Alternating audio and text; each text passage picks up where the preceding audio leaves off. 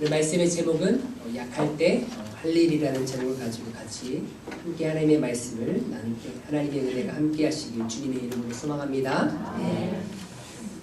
사람은 자신이 강하다라고 느낄 때가 많이 있는 것 같습니다.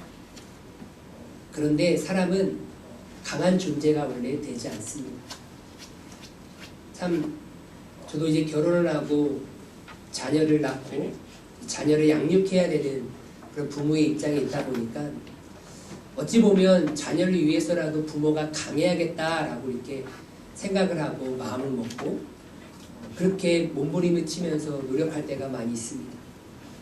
하지만 제가 아프거나 아내가 아프면 그냥 한순간에 우리 아이들은 그냥 방치되는 거나 마찬가지입니다. 이번에 명절이 끝나고 월요일날 저하고 저희 아내하고 뭐 때문에 그런지 모르겠지만 더 기침이 심해지고 열이 나고 감기가 걸리고 이렇게 해서 막 몸이 둘 다 막 이렇게 축난 거예요. 힘든 거예요.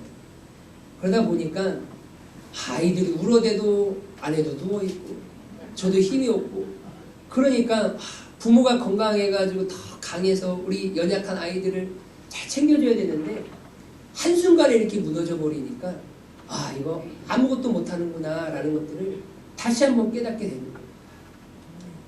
이렇게 참 사람이 건강할 때에는 내가 무엇인가 잘할 것 같고 내가 힘이 있는 것처럼 느껴지면 무엇인가 더 잘할 수 있을 것처럼 느껴지지만 그 자그마한 감기 하나에 그 열 하나에 넘어지고 아무것도 못하는 그런 연약한 모습을 볼 때가 많이 있습니다. 그래서 사람들은 한없이 약해지고 연약해지는 그런 모습들 때문에 나이 먹는 걸 별로 좋아하지 않습니다. 그래서 많은 분들은 어떻게 해서든지 그럴 수는 없지만 어떻게 해서든지 한 살이라도 젊어지고 싶다. 예전으로 돌아가고 싶다라고 그렇게 말을 합니다. 왜요? 건강하고 팔팔하면 무엇인가 다 해낼 수 있을 것처럼 왠지 능력이 있고 힘이 있는 것처럼 그렇게 느껴지기 때문입니다. 그래서 이 땅에는 영원한 호랑이는 존재하지 않습니다. 세월이 흐르고 또한 연약해지고 부족해지면 다 사람은 연약하고 부족한 존재로 이렇게 쓰러지게 되는 것이죠. 그래서 사람은 때로는 자신이 가지고 있는 그런 힘이나 건강이나 명예나 권력, 그런 지식을 가지고 있으면 강하다라고 느낄 때가 많이 있습니다. 하지만 그 모든 것들이 조금씩 사라지기 시작하면 자연스럽게 사람들은 약해진다라고 이렇게 느껴집니다. 그렇게 약해지는 모습을 보기 싫어서 어떻게 해서든지 사람들은 강해지려고 안간힘을 쓰는 것 같습니다. 그런데 사람은 무엇인가 소유했기 때문에 무엇인가 가졌기 때문에 강한 존재가 되지 않습니다. 원래 사람은 연약한 존재입니다. 사람이 얼마나 연약한 존재인지를 오늘 본문 말씀을 통하여서 이 엘리야라는 사람을 통하여서 한번 살펴보도록 하겠습니다. 엘리야는 선지자의 대표자 선지자입니다. 선지자 하면 누구를 떠오르느냐? 바로 엘리야를 떠오르요. 엘리야는 말 그대로 어떤 성경을 기록하지는 않았습니다. 하지만 하나님 앞에 귀하게 쓰임받았던 그 위대한 선지자 중에 한 사람이 대표적인 선지자가 바로 엘리야 선지자. 얼마나 권능과 능력을 받았냐면 그 후계자 엘리사가 그 엘리야의 권능을 받고 싶어서 얼마나 노력했습니까? 이처럼 하나님 앞에 귀하게 쓰임받았던 선지자가 바로 엘리야 선지자입니다. 이 엘리야 선지자가 행했던 여러 가지 많은 사역들 중에 많은 사역이 있지만 가장 영향력 있던 사역이 어떤 사역이냐? 바로 이 열왕기상 18장 사건이에요. 이 갈멜산 전투 사건이죠. 이 엄청난 영적인 전투 사건에 엘리야가 귀하게 쓰임받았다는 것을 우리는 다 익히 알고 있습니다. 이 열왕기상 18장은요. 갈멜산이라는 그곳에서 그 바알 선지자와 아세라 선지자 850명의 일의 영적 전투를 벌인 그러한 전투예요. 영적 전투. 그 전투에서 지면 어떻게 되느냐? 말 그대로 자신의 생명을 놓는 거나 마찬가지입니다. 열왕기상 18장 40절 말씀에 보면 이렇게 기록하고 있어요. 엘리야가 그들에게 이르되 바알의 선지자를 잡되 그들 중 하나도 도망하지 못하게 하라. 곧 잡은지라. 엘리야가 그들을 기손 시내로 내려다가 거기서 다 어떻게 했습니까? 죽이니라. 예. 지금 850대 1의 영적 전투에서 결론적으로 보았을 때는 패배했습니다. 누가요? 바알과 아세라 선지자들입니다. 그랬더니 이 엘리야가 그 모든 선지자들을 다 잡아다가 기손 시내가에 가가지고 싹 다 죽였다는 거예요. 그러니까 이걸 반대로 생각해 보면 엘리야가 이 전투에서 졌다라고 하면 어떻게 되는 거예요? 엘리야가 죽임을 당하는 전투인 것이죠. 어찌 보면 이 엘리야는 이 전투를 그냥 한 게 아니에요. 뭐 지면 지는 거고 비기면 비기는 거고 뭐 끝나면 끝나는 거지 라는 그런 안일하게 생각하고 이 전투를 한 것이 아니라 자신의 목숨을 걸고 전투를 한 거예요. 그래서 이 엘리야는 이 목숨을 걸고 전투를 하는데 그 전투를 누가 신청했느냐? 엘리야가 신청했다. 바알과 아세라 선지자들이 신청을 한 것이 아니라 아합이 신청을 한 것이 아니라 엘리야가 계속해서 머뭇머뭇거리고 있는 이스라엘 백성들의 모습을 보기 싫어서 철저하게 하나님이 누구인지 우리가 믿고 섬겨야 될 신이 누구인지를 정확하게 가름하기 위하여서 누가 신청한 거예요? 엘리야가 신청합니다. 그 자신감 있게 이렇게 신청합니다. 18장 17절 19절 말씀에 보면 이렇게 얘기합니다. 엘리야를 볼 때에 아합이 그에게 이르되 이스라엘을 괴롭게 하는 자여 너냐? 그가 대답하되 내가 이스라엘을 괴롭게 한 것이 아니라 당신과 당신의 아버지 집이 괴롭게 하였으니 이는 여호와의 명령을 버렸고 당신이 바알들을 따랐습니다.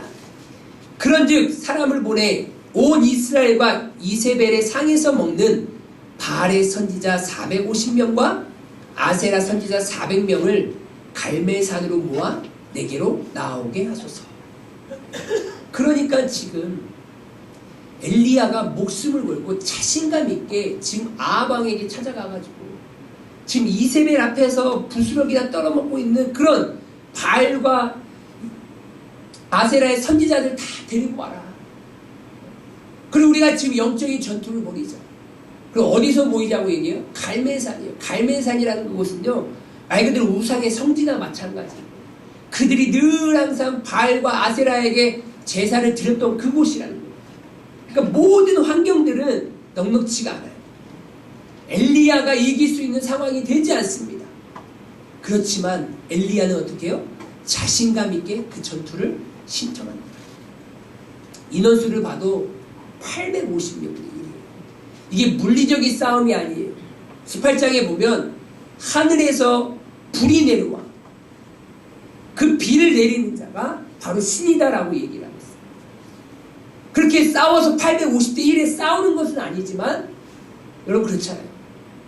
나 혼자 있는 것과 수많은 사람들과 함께 있는 것과 그런 심리적인 부담감은 확실하게 다르다는 얘기예요. 그런데 엘리야는 혼자 있었어요. 그런데 무서워하지 않았어요. 두려워하지 않았어요. 오히려 그 누구보다 강한 자의 모습을 가지고 그 강한 자의 모습을 가지고 당당하게 그 850대 1의 전투에 참여합니다. 그래서 하나님의 은혜로 어떻게 해요? 승리를 얻게 되죠. 그런데 그 승리를 얻은 다음에 바로 이어서 19장에 이해할 수 없는 상황이 나타난다는 거예요. 그게 무엇이냐? 그렇게 강했던 엘리야, 그 누구보다도 강하고 담대했던 엘리야가 어떻게 이렇게 연약해지고 어떻게 이렇게 어린아이처럼 바뀔 수 있는지 오늘 본문 말씀을 통하여서 우리는 볼 수가 있었습니다. 아합 왕이 엘리야가 갈멜산에서 승리하여 그 바알과 아세라 선지자를 모든 죽인 사건들을 이제 아합 왕이 이세벨 여왕에게 가서 다 얘기를 하는 거예요. 오늘 본문 말씀 19장 1, 2절에서 보니까 아합이 엘리야가 행한 모든 일과 그가 어떻게 모든 선지자를 칼로 죽였는지를 이세벨에게 말하니, 그러니까 아합 왕이 이세벨에게 가서 기손 시내가에서 엘리야가 그 바알과 아세라 선지자 850명을 어떻게 죽였는지를 다 자세하게 말합니다. 그것을 들은 이세벨이 이제 어떻게 얘기를 합니까? 2절에 보니까 사신을 엘리야에게 보내서 내가 내일 이맘때에 반드시 내 생명을 저 사람들 중에 그 850명 중에 한 사람과 똑같이 내가 너 생명을 그렇게 죽이겠다라고 이렇게 협박을 합니다. 그러면 이 850대 1의 전투를 한 그 강하고 담대했던 그 엘리야가 그 이세벨이 그러한 협박을 하면 어떻게 반응을 나타내 보여야 되겠습니까? 그래 한번 와보지 와봐라. 뭐 그까짓 거 내가 뭐 두려워할 줄 알아? 무서워할 줄 알아? 하면서 자신이 어찌 보면 더 담대함과 자신감 있는 모습을 나타내 보여야 되겠지 않겠습니까? 어디에 있었던 모습은 어떤 거예요? 며칠 전에 있었던 모습은 어떤 모습이었어요? 그 850대 1에 어떤 영적 전쟁을 싸웠습니까? 그 850명을 다 죽이는 일 어떻게 했습니까? 그런데 어떻게 해요? 다 도망가는 모습들을 보입니다.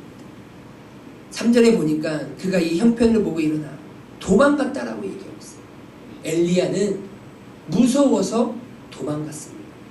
도망간 것뿐만 아니라 하나님 앞에 뭐라고 얘기하냐? 하나님, 저 죽고 싶어요. 하나님, 저 좀 죽여주세요 라고 이렇게 애원하고 있어요.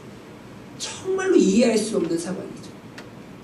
우리는 이 엘리야의 모습을 통하여서 우리의 인간의 연약함을 알 수가 있습니다. 엘리야 또한 야고보 사도는 얘기하잖아요. 성정이 같은 자다. 참 엘리야는 어떤 뛰어난 존재가 아니라 연약한 존재이고 부족한 존재이다 라는 것들을 야고보 사도는 우리에게 가르쳐주고 있습니다.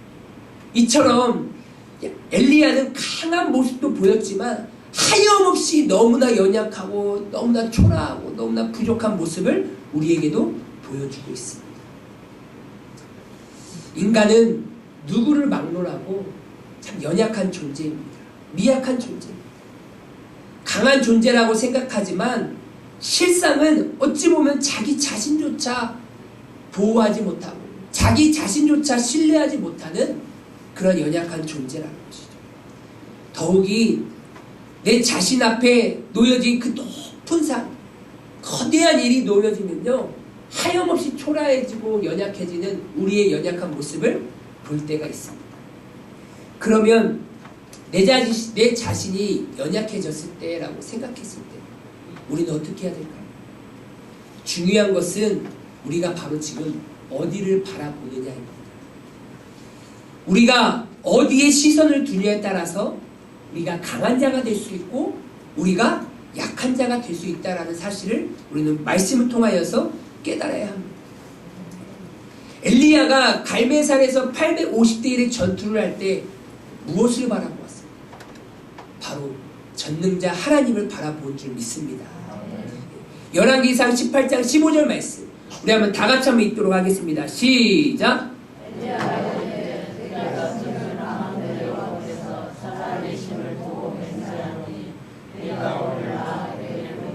아멘. 예, 지금 850대 1의 전투를 하는 데 있어서 엘리야가 강해서 그 전투를 할 수 있는 것이 아니라 엘리야가 지금 연약한 존재이지만 누구를 바라보고 있었습니까? 하나님을 바라보고 있었다는 거예요. 내가 섬기는 만군의 여호와께서 살아계심을 두고 내가 맹세하노니 내가 오늘 아합에게 보이리라라고 얘기했어요. 엘리야는 자신의 능력과 자신의 힘을 가지고 아합 앞에 나아간 것이 아니라 여호와 하나님을 바라보며 그 거대한 왕 앞에 나아가게 된 줄 믿으시길 바랍니다. 엘리야는 연약한 자였습니다. 하지만 그가 만군의 여호와 하나님을 바라볼 때 그가 강한 자가 되었다라고 성경은 말하고 있어요. 엘리야가 하나님을 바라보고 하나님을 신뢰하고 하나님을 의지했더니 하나님께서 그 엘리야 가운데 무엇을 보내주십니까? 여호와의 능력이 엘리야에게 임하매. 할렐루야. 연약한 엘리야가 여호와를 바라볼 때 하나님의 능력이 하나님의 능이 엘리야 가운데 임하니까 그 엘리야가 강한 자가 되어서 그 강한 영적 전투에서 승리할 수 있었다는 것입니다. 하지만 하나님을 바라볼 때 그 엘리야가 강한 자가 될 수 있었던 것이지, 그가 엘리야가 하나님을 바라보지 않으니까 그 즉시 바로 어떠한 자가 되었습니까? 연약한 자가 되었어요. 그래서 우리는 연약할 때 할 일은 무엇이냐? 우리 한번 따라해 보겠습니다. 시선을 하나님께 두라. 예. 우리가 연약할 때 해야 될 것은 무엇이냐? 나의 시선을 하나님께 두라. 이렇게 강한 자의 모습이었던 엘리야가 갑자기 약한 어린아이와 같은 모습으로 바뀌게 된 것은 무엇이냐? 환경은 바뀌지 않았어요. 동일합니다. 똑같은 상황이에요. 단 하나는 무엇입니까? 이세벨이 죽인다라는 그 협박 하나였어요. 그러면 지금 850대 1의 전투를 할 때는 뭐 그들이 너를 살려줄게라고 했겠습니까? 아니에요. 850대 1에서 지면 똑같이 죽는 거예요. 이세벨의 칼에 죽나, 그 850대 1의 선지자들의 칼에 죽나, 죽는 것은 똑같은 상황이었다라는 거예요. 그런데 그때 죽는 것에는 두려워하지 않냐. 지금 이세벨이 죽인다라는 것, 죽으면 두려워하고 있다라는 것은 어떤 차이가 있겠습니까? 지금 엘리야가 무엇을 바라보고 있냐? 3절에 보니까 이렇게 얘기하고 있어요. 엘리야가 이 형편을 보고 일어나 자기 생명을 위해 뭐 했습니까? 도망갔어요. 자신의 형편을 보고, 이 형편은 뭐예요? 이세벨이 어떤 여왕인지를 알아요. 흉악하고 무도한 여왕인지를 알고 있습니다. 그가 어떻게 자신을 죽일지도 다 알고 있었습니다. 그러니 이 엘리야가 이제 하나님을 바라보지 못하고 어떻게 하기 시작해요? 자신의 형편을 바라보기 시작해요. 이제 이세벨이 데리고 올 그 군사들을 막 생각하기 시작합니다. 자신을 죽일 칼을 막 바라보기 시작합니다. 또한 자신의 형편을 바라보기 시작해요. 왜요? 지금 나를 도와줄 사람은 단 한 명도 없는 거예요. 나와 같이 함께 싸워줄 사람은 단 한 명도 없는 거예요. 그러다 보니까 자신이 비참하게 죽을 수밖에 없는 그 안타까운 자신의 형편이 이제 막 보여지기 시작합니다. 그러니 이제 내 마음 가운데 두려움이 밀려오기 시작하고, 아픔이 밀려오기 시작하고, 이제 내 자신이 그 강했던 모든 자신감이나 그 담대했던 모든 것들이 다 사라져버리기 시작합니다. 자신 앞에 놓인 현실을 바라보면요, 아무것도 없는 현실을 바라보면요, 사람은 누구나 미약해질 수밖에 없어요. 연약해질 수밖에 없어요. 엘리야도 마찬가지였습니다. 그래서 엘리야는 자신의 생명을 지키기 위해서 어쩔 수 없이 도망갈 수밖에 없었어요. 하물며 차라리 이세벨의 칼에 찔려 죽느니 그냥 하나님 앞에 불림받는 게 낫다라고 하면서 하나님 앞에 말도 안 되는, 어떻게 해요? 하소연을 하고 있어요. 하나님, 제가 다른 조상들보다 더 낫지 아니하니, 제가 이제 넉넉하오니 할 일 다 했으니 하나님 저 좀 데려가 주십시오. 아직 엘리야는 할 일이 더 남아있음에도 불구하고 뭐예요? 자신의 생명을 끊으려고 하고 있어요. 스스로 자결을 못하니 하나님 나 좀 데려가 달라고 지금 하나님 앞에 말도 안 되는 애원을 하고 있는 것이죠. 우리는 엘리야를 생각하면 엄청난 능력을 행한 선지자로 여기고 있습니다. 하지만 이런 엘리야도 자신의 시선을 전능하신 하나님 앞에 두지 아니하고 나에게 처한 이러한 현실을 바라보기 시작합니다. 하염없이 연약해지고 나약해지는 그러한 연약한 모습을 우리가 발견하게 됩니다. 우리 또한 엘리야처럼 얼마나 약한 모습으로 살아가고 있습니까? 처한 현실 때문에 엘리야처럼 얼마나 죽고 싶은 마음이 있었겠습니까? 그럴 때일수록 우리가 가장 먼저 해야 될 것은 무엇이냐? 나의 시선을 이 현실에 두는 게 아니라, 이 상황에 두는 것이 아니라 어디에 두어야 됩니까? 바로 하나님께 두어야 될 줄 믿습니다. 네. 자꾸 내 현실을 향하고 있는 나의 시선을 계속해서 하나님께 두지 않고 이 현실 속에 계속해서 두면 나의 인생은 비참해질 수밖에 없는 거예요. 괴로워지고 낙담하게 되고 연약해지고 쓰러질 수밖에 없는 것입니다. 그것이 나를 강한 자로 바꿀 수 있는 유일한 방법은 무엇이냐? 바로 내가 나의 시선을 하나님께 두는 것뿐입니다. 바라본다라는 것은 무엇입니까? 바라본다라는 것은 집착한다, 사모한다. 내가 이 현실을 바라보지 아니하고 하나님을 바라본다라는 것은 하나님 없으면 나는 살아갈 수 없습니다. 하나님이 능력 주시지 아니하면 나는 강한 자로 살아갈 수 없습니다라고 하나님만 집착하고 하나님만 사모하는 거예요. 하나님은 집착하는 자를 좋아하시는 줄 믿으시길 바랍니다. 하나님은 자신을 집착하고 자신을 사모하는 자를 지금도 찾고 계시는 거예요. 그래서 하나님은 자신에게 집착하지 않고 다른 것에 눈을 돌릴 때 질투하신다라고 말씀하고 계세요.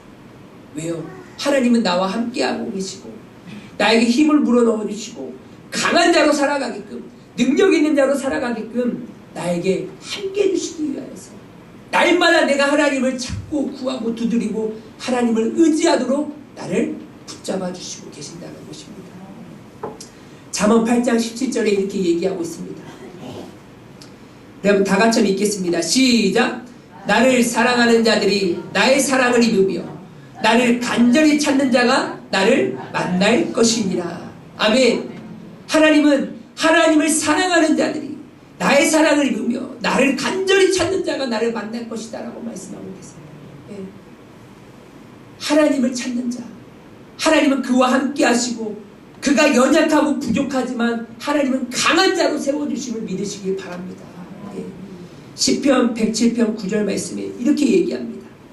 그가 사모하는 영혼에게 만족을 주시며 줄인 영혼에게 좋은 것으로 채워주십니다. 하나님을 사모하는 그 영혼에게 하나님은 우리가 감당하지 못할 은혜로 채워주시는 은혜를 허락해 주심을 믿으시길 바랍니다. 우리는 하나님을 얼마나 집착하고 계십니까? 하나님을 얼마나 사모하고 계십니까? 하나님을 집착하고 사모할 때 하나님은 우리의 영혼을 만나주시고 우리와 함께하여 주시고 우리의 부족함을 채워주시는 줄 믿습니다. 사람이 지구상의 수많은 동물들과 다른 것이 있습니다.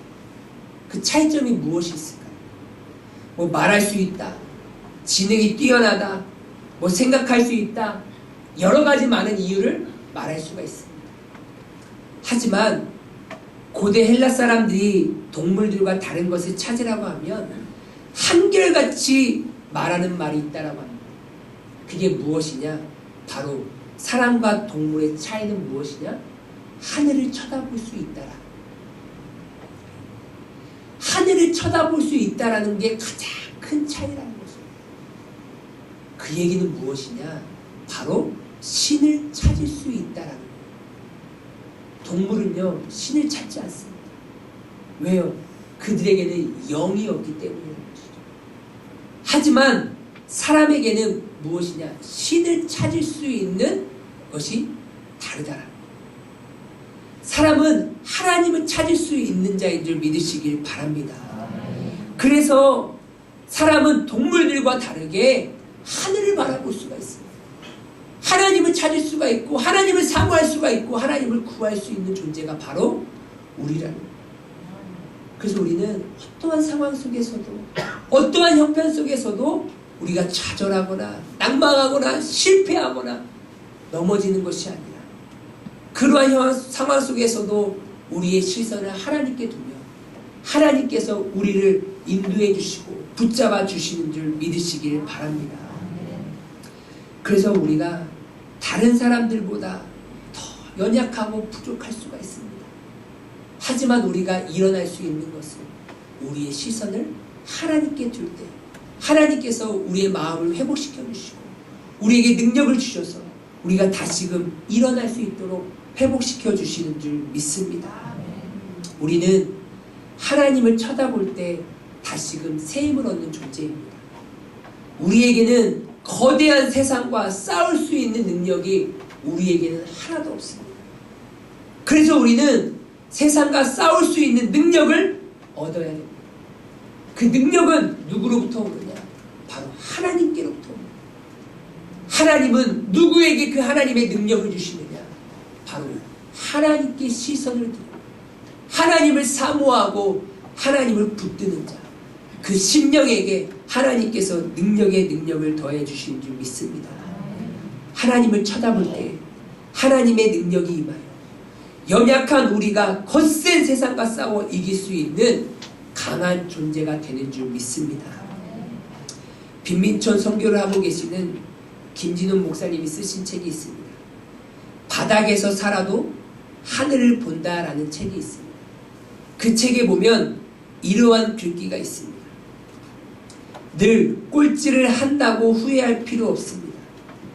바닥에서 살되 꼭대기를 바라보는 자는 이미 승리한 사람입니다. 우리가 살아가다 보면 참 지치고 힘들고 넘어질 때가 많이 있습니다. 내가 왠지 지금 바닥에 살아가는 것처럼 느껴질 때가 많이 있습니다. 아니요, 그런 상황이 더 많을 때가 많이 있습니다. 그렇지만 그럴 때일수록 우리가 후회하지 말 것은 무엇입니까? 우리에게도 희망이 하나 있다는 거예요. 하나님을 바라볼 수 있는 그 마음이 있고 그런 은혜가 우리 가운데 주어진다는 사실입니다. 우리가 날마다 하나님을 신뢰하고 하나님을 바라보고 하나님께서 우리를 붙잡아 주시고 우리를 인도해 주시고 다시금 강한 자로 세워주셔서 우리에게 맡겨주신 그 사명을 내게 감당할 수 있도록 지혜와 능력을 허락해 주실 줄 믿습니다. 우리 이 예배에 참여하신 모든 성도님들 좌절하지 마시고 낭망하지 마시고 어떠한 힘듦과 어려움 속에서도 그 시선을 하나님께 두시는 능력받아 승리하시는 이 귀한 성도님을 살아가시길 주님의 이름으로 소망합니다.